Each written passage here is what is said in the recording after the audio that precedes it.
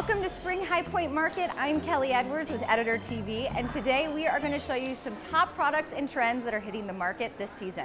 We're also going to talk to some top names in design and get the scoop on what's new and noteworthy in style, texture, color, as well as finishes. There is so much to see here and not enough time, so I say we better get started. In your opinion, how do you feel the market is going this year? Like, what sort of themes are you seeing?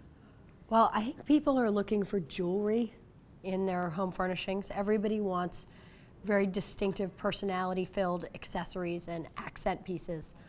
Whether it's a side table or a chest of drawers, people are looking for things that express who they are.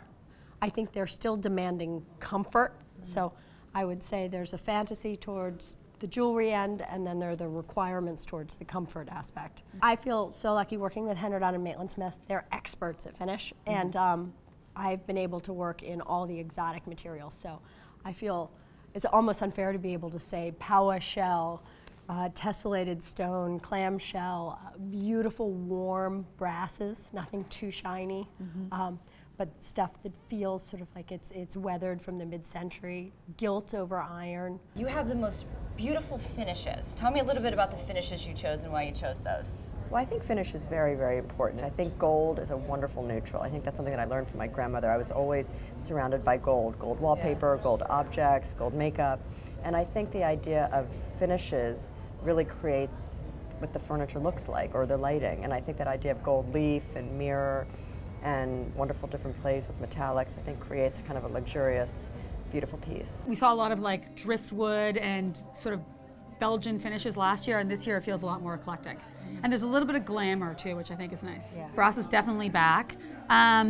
You know, oddly, there's a lot of whitewash finishes too, which I think is interesting, kind of a nod to the country, which I thought was new this year. And we're also seeing, you know, nickel accents, and then some of the antique bronzes, which I think are nice, with darker, deeper, yeah, with black accents. Oh, black lacquer? Black lacquer with brass and bronze. Yeah, that's nice. Yeah. Definitely seeing a lot of high sheen, high gloss lacquer finishes, coral finishes.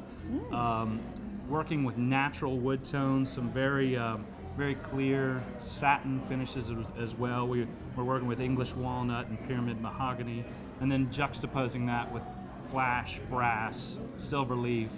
So there's this great glamour side and a great traditional side as well. Nice. I think a lot of more like relaxed finishes, like washed kind of looks or sort of soft painted kind of looks on case goods, on fabric, on things that have a little more lived in kind of look.